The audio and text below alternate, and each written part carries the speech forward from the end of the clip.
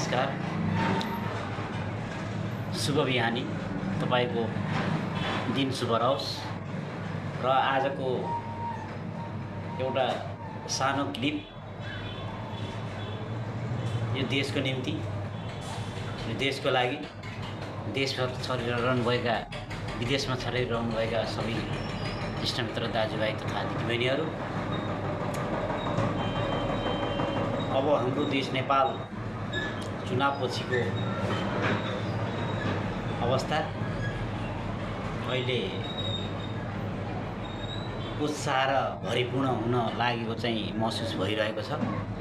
त्यस सन्दर्भमा एउटा दुईवटा कुराहरू चाहिँ यसो सेयर गरौँ भन्ने जस्तो मनमा खुल्दुली भएको कारणले गर्दाखेरि अब यसलाई चाहिँ त्यो बुझ्न सकिन्छ होइन। तपाईँहरूले पनि प्रतिक्रिया दिनुहुन्छ कि भन्ने एउटा चाहिँ आशा छ, दिनुहोला।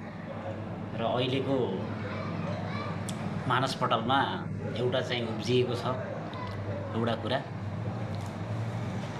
के साँच्चै बालेन्द्र शाह बालेन प्रधानमन्त्री भयो भने यो देशको कायापलट हुन्छ त भनेर मान्छेले चाहिँ यो भाष्य चाहिँ निर्माण गरिरहन्। तर त्यस्तो कुनै पनि हुन्न, त्यो कुनै पनि हालतमा हुनेवाला छैन। तर चाहिँ आशा गरौँ, निराशा हुनु हुँदैन।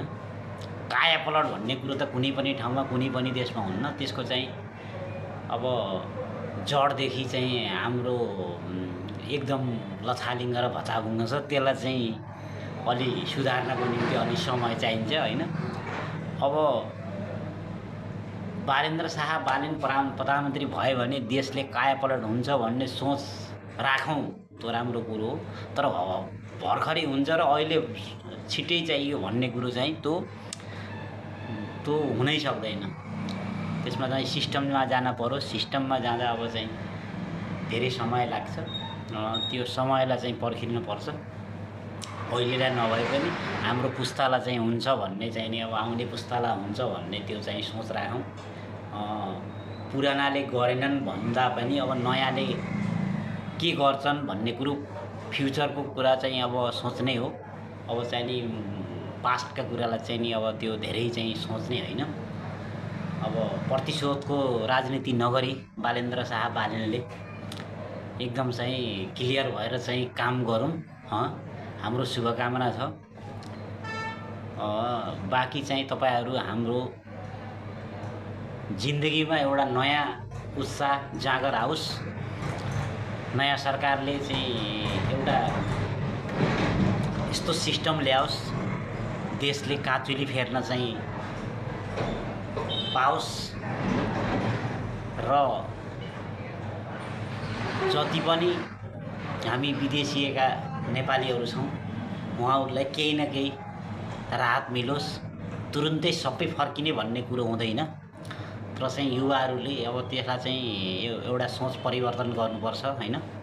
त्यो परिवर्तनका साथै देशले नयाँ चेहरा, नयाँ युवा प्रधानमन्त्री पाएको छ, त्यसलाई चाहिँ पाउने छ। त्यसलाई चाहिँ हामीले सकारात्मक दिनुपर्छ।